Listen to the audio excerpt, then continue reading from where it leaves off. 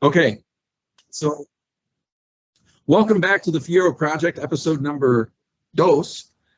Today we have Dayton as normal, myself, Jesse, and Michael, also known as MSW or Michael Wilcher or Michael Shane Wilcher, a politician extraordinaire and fellow Fiero owner and very well known in the Fiero community. How you doing, Mike? I'm Yes, doing Fiero good, man. Jesus. Yeah, I'm doing good. Really, I'm Yeah. liking the Fiero Jesus, man. That's a good one. Well, that's you now. All right, man. That's gone. That's you. Okay. So, we have some boilerplate questions. We'll go into some other things here. We'll probably get off track at some point, but whatever. So, what got you into Fieros, Mike? Well, I was a child in the '80s, so and I turned 12 years old in '84. So, and of course, in the '80s we had great TV shows like Knight Rider, and we had Magnum PI, the A-Team. A little later on, we'd have Hardcastle on McCormick. So I was a big car kid. My father's been a mechanic all his life.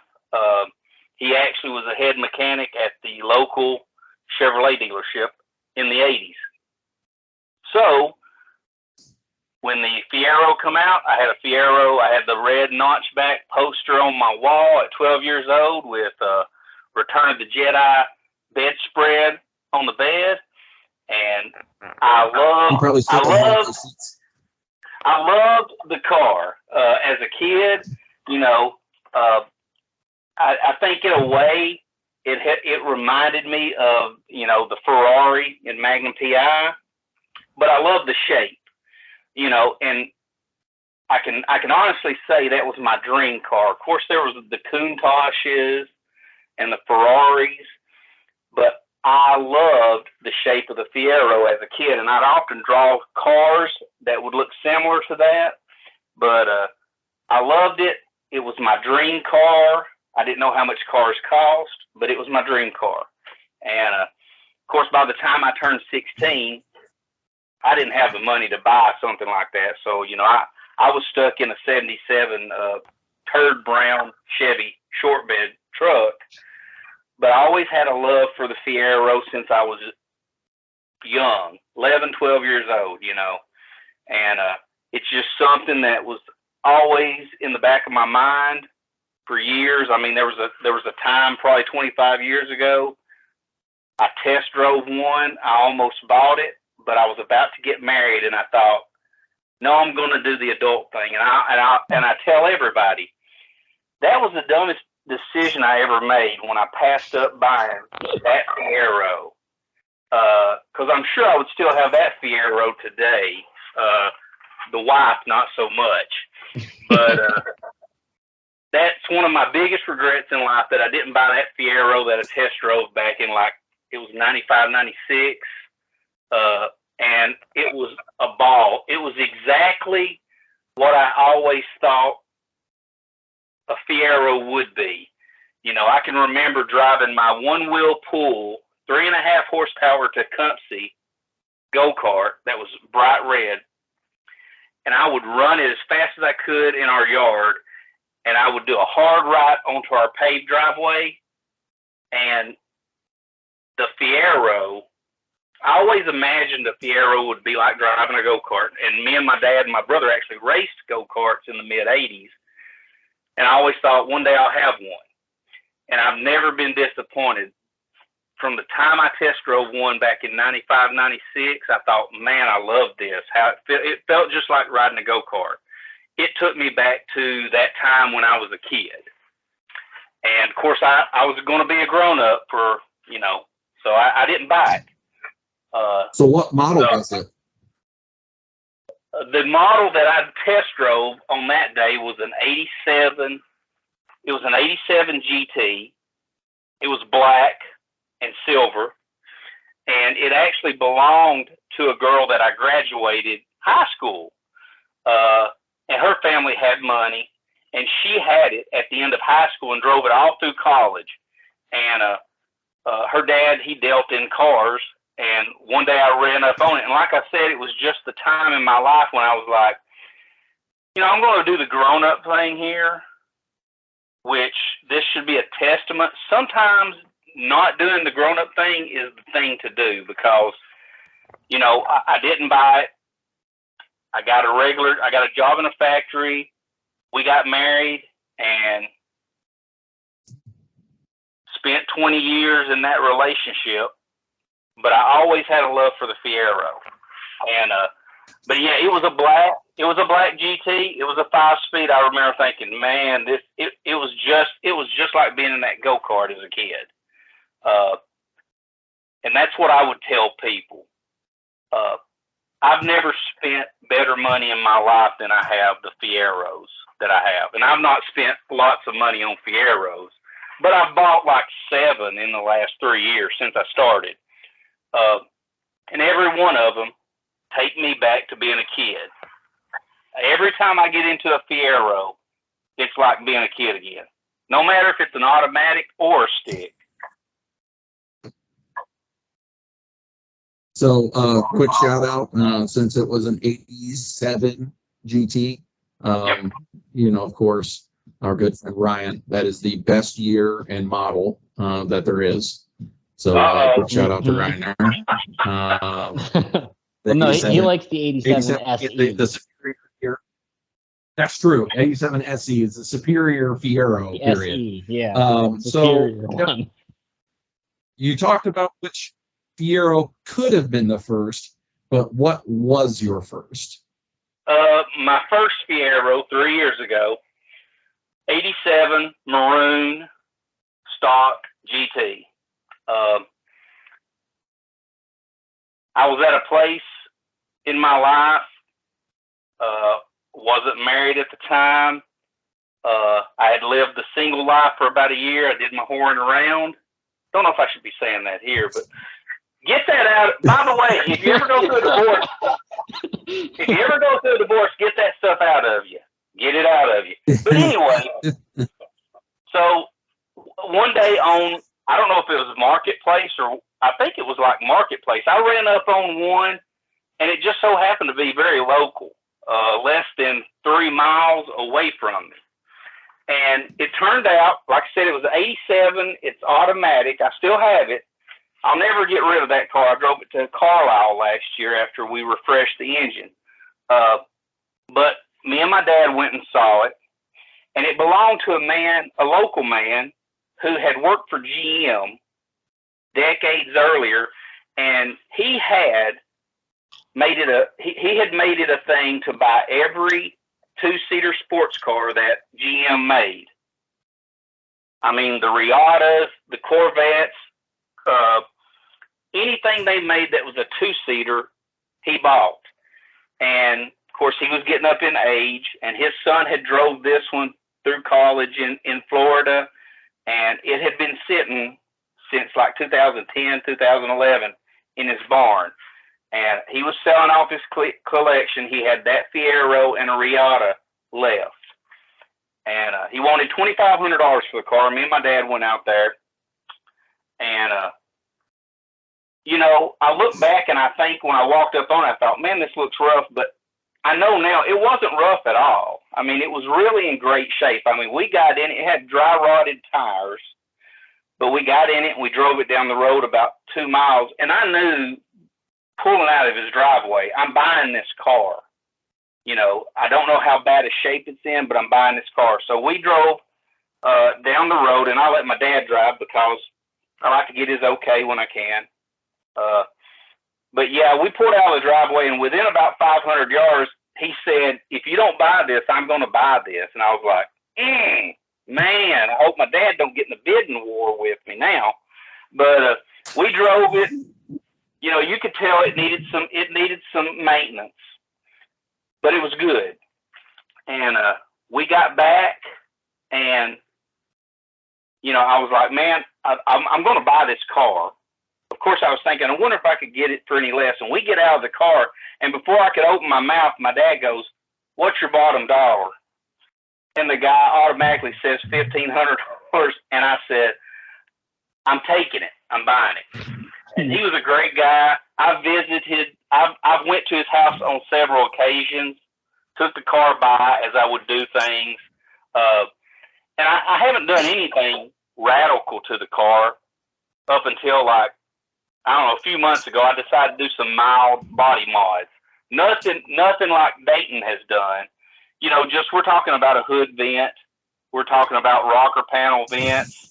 Very low key stuff.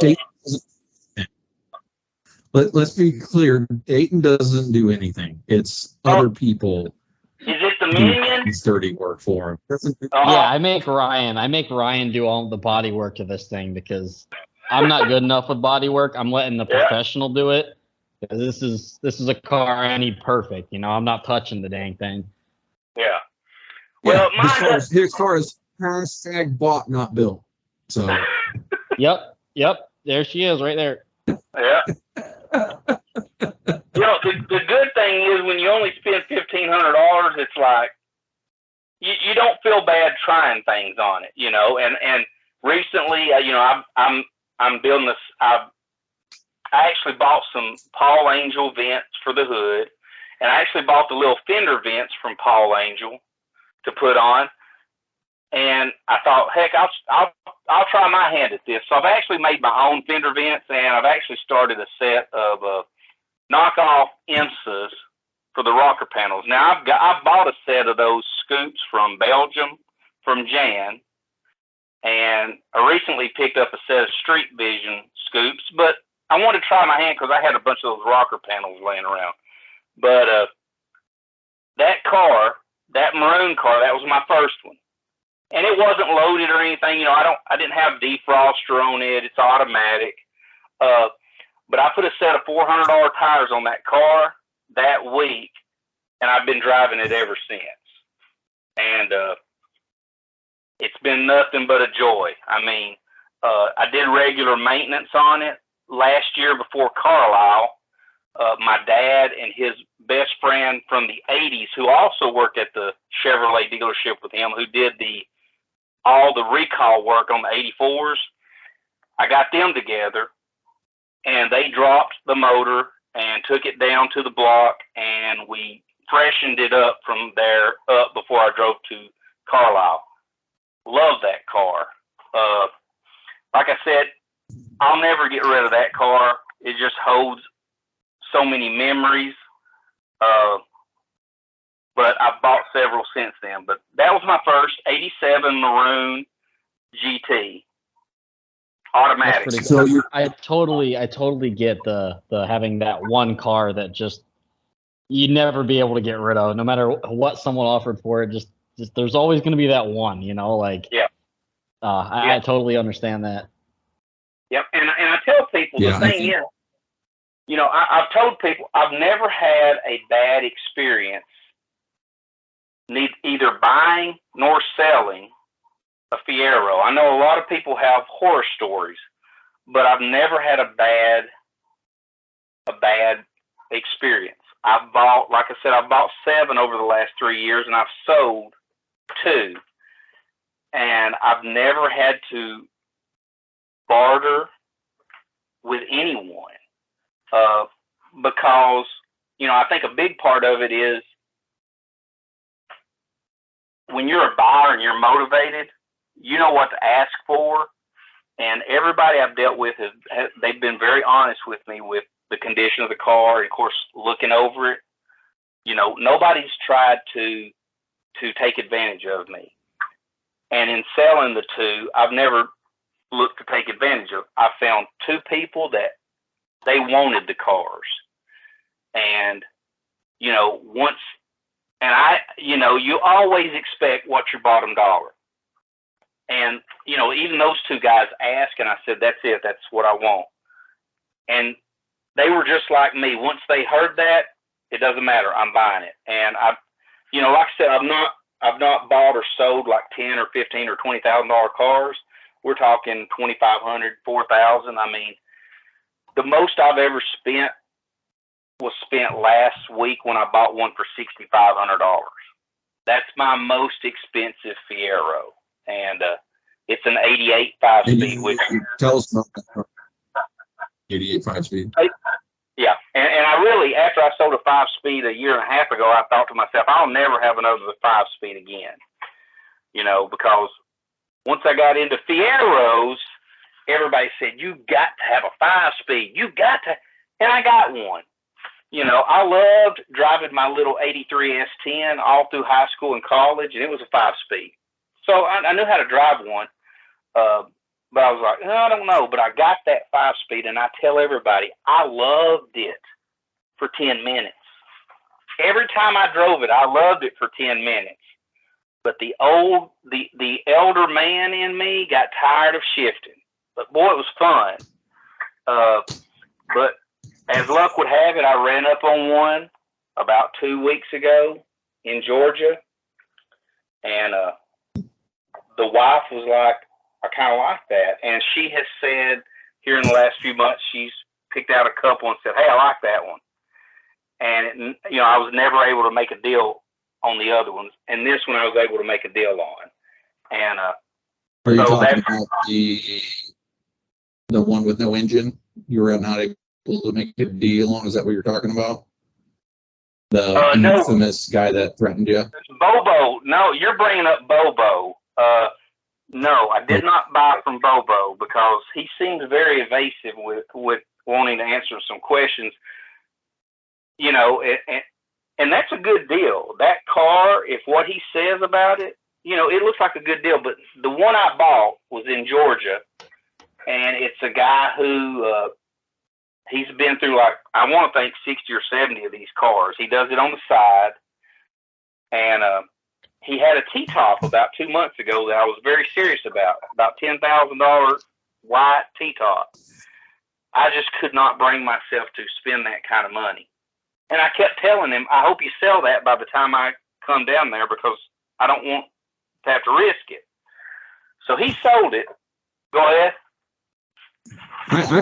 I mean, I got a T-top, and I won't charge you $10,000 for it. But you could come get this T-top sitting in my driveway. I got no problem with that, MSW. Well, the thing is, I'm too practical. I start thinking about those T-top seals, you know what I'm saying? And it's like, I can't. I want to drive. I don't want to have to think about something I can't replace. That's the only thing about a T-top I don't like. He doesn't want to have the analog weather, okay? He doesn't want to know what the weather's like outside if it's raining. All right? That's why I got a hard top. So just take one fire drive. You know what? Hey, and I thought, and I, they always say never, and I said I would never own another 5-speed. So who knows what the future might hold. So I know you've got some projects you're working on, just like Dayton and myself, and pretty much everyone else in the Fiero world that owns one. You said you're working on some body stuff. Are you doing anything big? Any future swaps or big projects that you're working on right now? Well, originally, a week ago, before I picked up this 88 5-speed, my plans were, like I said, I've been doing some minor body mods on my original 87, but I bought an 88, black 88 automatic last January. I've not done anything on, but I started putting calipers on it and started the C4 upgrade. And my plans were to swap, because I have a couple of 3800 supercharged engines. I have one in a Buick Ultra that I drive around every once in a while. Man, that's a lovely vehicle. But I have two, my plans were to swap the black 88 and drive it to the 40th next year. Because I bid on the July calendar, and I got that. And I also got the 88 position on the poster they're going to make. So I've got to get something that looks decent. I got an 88 that hopefully looks decent by the 40th, Well, now I've got the one I've got to get on the poster. It's got to look pretty much stock. So, but like I said, I had started on the black car, but then I ran up on this white one. So now I'm kind of I've got to reevaluate which one of these I'm going to focus on and get done before next year. They both run and drive, but I'd really like to put a paint job on the one I take for next year. So I'm in a holding pattern right now, because if I do the black car, I need to swap out and go 3,800. If I do the white car, it's a good running GT, 5-speed. It'll be fun on a track. So I'm kind of indecisive right now about which car I'm going to focus on this year for the 40th. So, and maybe one day I'll get back to making some clear turn signal lenses, because I do that every once in a while, but I haven't done that in months. But yeah, I would like to throw a paint job. I really meant to paint my maroon car before the end of the summer. I don't know if that'll happen or not, now that somehow I came up with another 88. I've got to prioritize right now. But that's where I'm at, and I think that's part of the problem. I'd say that's a problem most Fiero people go through. Yeah, Dayton's got a problem with prioritization on Fiero, don't he, Dayton? I don't want to hear that. Don't don't bring me into this. Hey, you're talking to a guy that bought I bought 3 project cars in the last 4 months. So I my first car that I found at the junkyard, the T-top car, and that non-running battery fire car that we picked up last week. And you got 2 sitting in my pole barn. So yeah, no. I forgot about that. Not really, but I was hoping you could help me out on that. So how many Fieros do I have right now? I don't even want to talk about it. We're not even, not to say the car I'm buying here soon is, still working on that. So, yeah, no, I get the prioritization thing. I will say this, Mike, your clear lenses are freaking awesome. I really like those when you offer those out. So let me know. Even though they're not DOT approved. I appreciate that, What is DOT approved these days? My whole car's not DOT approved, okay? Like. Yeah. So Dayton came up with a really kind of fun question, because Dayton and I talk, I don't know, several times a day about project stuff. But we share a lot of information back and forth. So Dayton, I'll let you kind of take over, because I think it's a really, really that's good right. question. Yeah, okay. I totally forgot what question I thought of, but yeah, that's all right. So I figured I'd ask, because I know that there's a lot of Fiero people out there, and everybody does things their own way, and there's certain things that some people can get done quicker than other people, or that they know a little bit of secrets to do something better. So I figured we'd start a question on if there's any knowledge that you have that you think isn't very well known in the community, to share it with people that are getting into Fieros or that don't know as much about the car. Just little tidbits, whether it's something small or something big, that you could share with the rest of us about how you do things, or the easiest way to do something, just along that kind of line. You know what I mean? Well, I'm trying to think of what I've done that would be, I don't know that I've done anything that would be unusual. I've done dew wipes. I've done, I've soundproofed car. I've tightened steering wheel, or tightened the column in them. Honestly, the way I do things, I've learned from the Fiero community. It's stuff that I would find on YouTube, or I would go to Pinox, and there's no innovation here.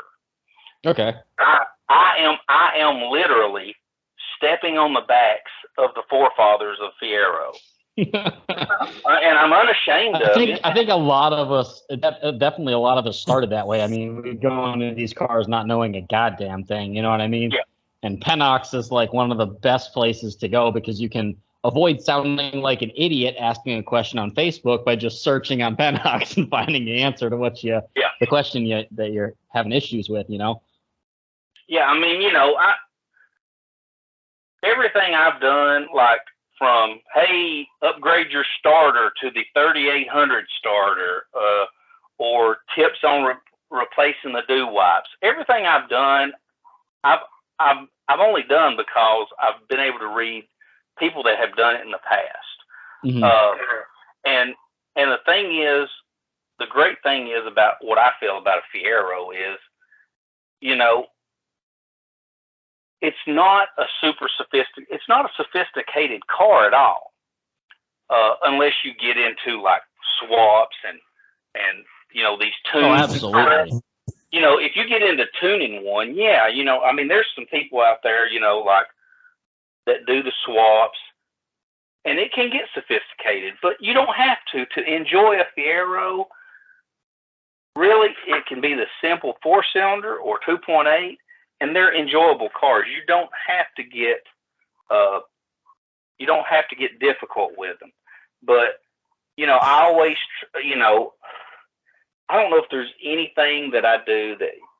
Well, I think what you brought up is actually pretty good advice, because there's a lot of people that, even people that 16-year-old kids nowadays, they buy their first Fiero and they're asking all these questions, and not every one of them has no experience with cars. I mean, mm-hmm. Surely the kid probably changed something on his Civic or did wheel bearings. Like, the Fiero is not unique in 90% of the stuff you got to do to it. It's just you do it in the back of the car and not the front of the car. Like, everything else is you changing the brakes or the wheel bearings or the axle shaft. Like, everything is exactly the same as a Honda Civic. Like, it's the same.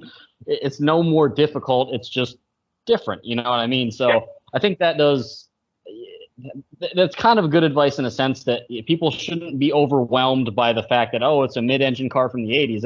It's not complicated. There's nothing special about the actual mechanics of the car. It's not like, they had to do some super special hub thing or something. It's nothing crazy. It's literally tie rods in the back of a car, like for most of the years, like.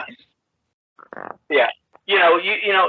It's one of those cars that it was right there, in the beginning of computers, mm-hmm. So it's still simple enough.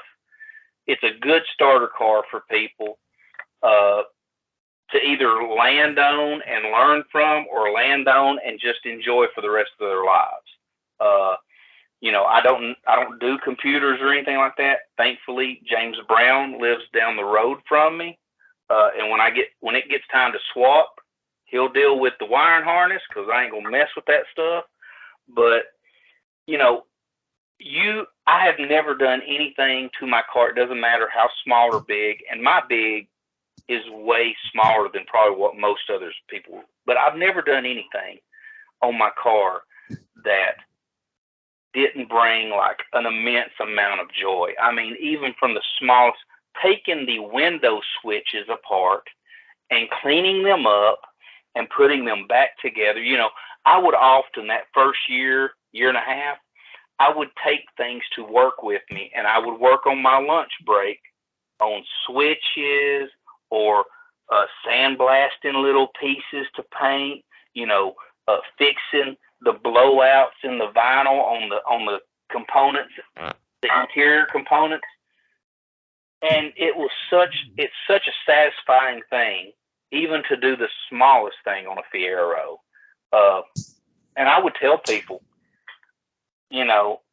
watch the videos, watch YouTube, read Pennox. This is not brain surgery or rocket science. And if I think a lot of the newer generation needs to understand that it's not all just Facebook. Like, Pennox is where the original mm-hmm. source of Fiero stuff comes from, and everyone goes asks questions. Facebook, like, just go on Pennox, dude. It is all already there. There is thousands and thousands of threads on anything you can think of. It's you gotta get old school when it comes to an old school car. Like, Yep. I'm really scared of that going away one day. Like, if the forum goes away. I dread the day that Pennox Pennox dies. That's going to be a day that I hold like a very sad funeral because there's, that's. Yeah, I'm not I looking hope forward to that. it continues no matter what. I know I know those old forums aren't as popular as they used to be, but I'll be darned if there isn't just a wealth of information there on Fiero. We need to If get anyone like a is small watching group this, of people is not together to donate to Pennox just to Yeah. keep it running for years and years and years. You Yeah, know, if anyone watching this isn't familiar with Pennox, you're newer to Fieros, just check it out, www.fiero.nl, and that is the Pennox Fiero forum. Anything and everything you'd ever want to know, including someone stuffing a BMW V12 into one, and I mean every engine swap you can think of has already been done. There's And a lot of parts nothing for sale. you People can't sell search stuff for. that Not don't there. have Facebook. Right. Yeah. It's an incredible site. So I'd urge, if you haven't been there, anyone watching this, I would urge you to go. So you know, the Pennox, you know, But, as when I first bought into this, when I first bought my car, of course I knew to search. I'd searched internet and stuff, but Pennox, you know, not only is it a wealth of information on things to how to fix things, how to do things, how to modify things, but you know, you very soon learn the names of some of the people that came before us. You know, your V8 Archie, and then you get to find you find stuff like who's Mr. Mike. You know, you find out who that is. You find out who Mike Good is. You find out who Dodge Runner is, and a lot of times, even though I may know some people from Pennox, it's only because I've went down a certain path. You know, the people that do V8 swaps, you know, they're finding out other people, but I mean, I needed a tack board. I found the name Tim Bacher in Pennox. I got a tack board from him. You know, it's not only is driving the car fun, but it's discovering that there's a community, a 30-year plus community that has been out there doing this stuff for decades before you.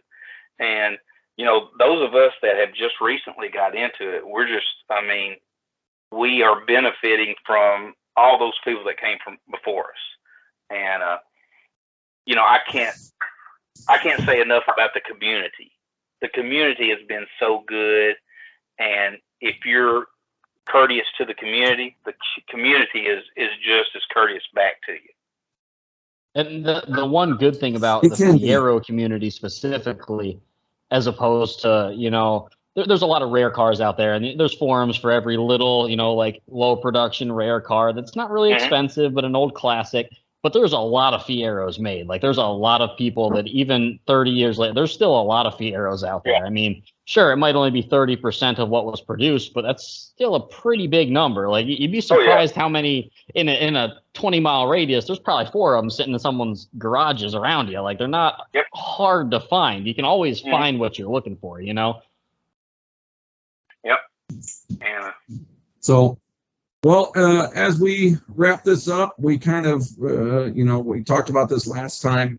Any super rare parts you're looking for, or that you have that you're wanting to move, or, is there anything out there you're looking for that kind of gets the word out? Well, actually, I'm in a place where I'm actually not I was actually looking for some scoops. Some rocker panel scoops, and I ran up on a set last week while I was on vacation in Florida. And the guys, I've got them. I don't really need, or there's nothing that I really want right now. And the thing is, it's hard to let go of anything. Once I've bought something, it's hard to let go of it. I've got stuff I'll never put on a car, but it's hard to let go.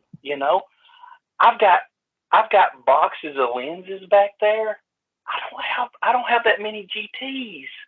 I don't know what I'm gonna do So with all it's these. your fault. It's your fault I couldn't get a set. That's what just say it. Just come out and say that it's your fault that I couldn't get a set of Keith Goodyear lenses. Just come out and say it. I mean, Here's Mike. Man, I got 47 sets back there, and I don't even need them. Hey, this will never ride. This go-kart will never be together. Why do I have Mine it? probably won't either. I got one sitting in the barn that's been sitting there for like 8 months. You know? So, but Jesus. you know, but that's the thing. And honestly, you know, I've been able to pass on some parts. Honestly, there's a couple guys here locally. One of them, Garrett McCormick Jr. I got him into Fieros about a year ago, and he's already bought about 2 more since then. He actually bought Leon Thurston's V8 turbo V8 Fiero off YouTube. Of course, Leon brought it down here, so I got to meet Leon.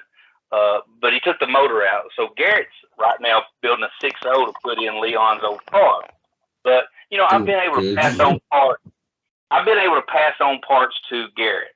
You know, stuff that he would need, and that's rewarding as anything.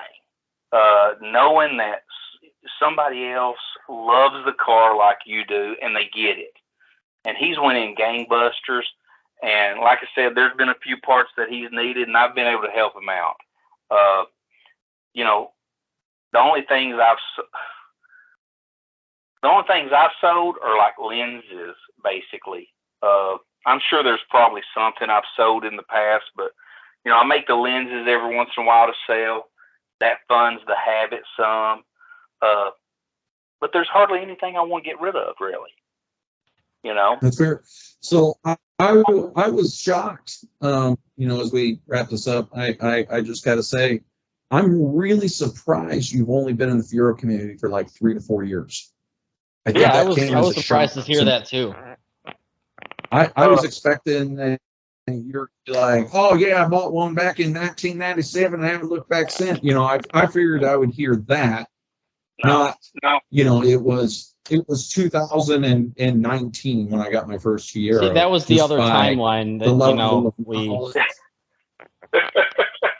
Yeah, no, I had the other timeline. He bought one back in '96 and didn't get married. You know. yeah, that's the multiverse. That's another podcast. But I got to say, I'm really surprised, and you have become a very valuable person, I feel, in the Fiero community, because you're always, anytime someone has a question, you're always willing to answer it and help without being a jerk. I have a bad habit of being a jerk at times, especially if you say 88 Fiero has a Lotus suspension. I will lose my mind. I will lose. I'm done. Like if you say you have an 88 suspension, a Lotus suspension, and 88 Fiero, like at that point, I just assume you know nothing about cars or life and should wear a helmet. Well, yeah, like for instance, I got this 88 Formula. It's got that Lotus suspension. You know, it's got a 5-speed. Well, here's the thing. I think we broke Jesse. Here's the thing. I'm, you know, I try to meet people where they're at, and you know, I know I don't know enough to judge other people. I love learning from everybody. And, you know, you'll see me a lot of times, you know, I don't have the answers. I'm very novice at this, but I'm always on Facebook following things because I want to learn. Whether or not I ever own a knockback, I want to learn about it. You know, when somebody asks a question about alignments or something, you know, it's fun to learn, and a lot of times I don't discount sometimes people because maybe they don't have the knowledge I have, because Lord knows I won't have the knowledge that they have a lot of times. But again, you know, it's just a great community, and I think maybe the fact that I was able to make some clear lenses, maybe people have gotten the idea that I've been around a little longer than I have. I just looked up on that. You make shirts with your face on them that mention Fieros. Why don't we get a good shot of that shirt or everything? What is that? What do we got here? Let's get a good shot here. I'm not wealthy, but I drive a Fiero. That's fantastic. So you're probably. Do you sell those shirts, by the way? Can I just order one? Well, we've actually had people ask about them. Really, we had about 4 made, and we wore them on vacation last week. My wife and our 2 friends. But we've had people ask. This is not the only design. I have some that says, "I pass gas just like you," stuff like that. I'm just a common man running for a county commissioner seat. I worked jobs, but no, it's too much hassle to try to sell something like this in such a low volume. No, it's not. But they're pretty cool, though. No, Alex Lightspeed does it. You should do it. Alex Lightspeed makes his own shirts. You should have shirts. Yeah. You should sell that. That is going to fund your habit. You can put us both down for one for an MSW. I'm not wealthy, but I drive a Hero. Yeah, I think Jay want one too? we could probably get people's get y'all's faces on them too. That way it's customized. Oh, I just want one with your face on it. I don't need my face. I want Fiero Jesus in there. Yeah, exactly. Hey, Matt, Mike, you should make another one and give it to Jim Gross to put up for auction. Well, to raise funds for the. And that could really come true, because here's the deal, guys. The last couple years, I've donated some lenses to like Carlisle. Man's got to write off some stuff, guys. You know what I'm saying? So, this shirt right here, this actual shirt could be up next year. I remember the conversation, man. Business does not have to be profitable to write shit off, That's right. Big loss every year, man. Big loss. Mm-hmm. So, I'm serious. Like, I would be interested in one. If you made a couple of those and put them up for like one in every size, like a medium to 2XL, and put it up for auction, I bet you'd raise a heck of a lot of money. Hey, for the Fiero stuff. I'll check into it. But anyway, maybe I'll have Fiero Jesus. Yeah. So. Yes. Well, we're wrapping up on 45 minutes here, so I try not to go much longer than that. Mike, man, I really appreciate you coming on and telling us a little bit more about you. So we can kind of learn the people in the community and things like that. So I think it's important that we know who we're talking to on Facebook, and just kind of puts a face with the name and what you're all about. And man, I really appreciate it. Dave, you got anything to wrap up with? No, I think that's pretty much covered it, man. Hey guys, I appreciate y'all's time. I appreciate you doing the podcast. It's always, again, we get these cars and we love the car, we love the shape, but I, for one, I love to hear other people's story. I love to hear how they came to know Fiero, how they came to love Fiero. And I think that's, I go to car shows not to win awards. I go to car shows to talk to people about my car and hear about their car. And I'm glad you're doing this, man. Good deal, Jesse. Dayton? Yeah, no, Dayton and I were just chatting, working on cars and talking about cars, and just decided that, let's give this a shot. If 2 people watch Why it, not, that's great. If one watches, who cares? Good deal, man. So it's been fun. All right, man. Well, we'll talk to you guys later. You. Thanks again, Mike. Thanks, Dayton, and we'll see you guys next time. All right, Peace take out. care. Fiero Jesus.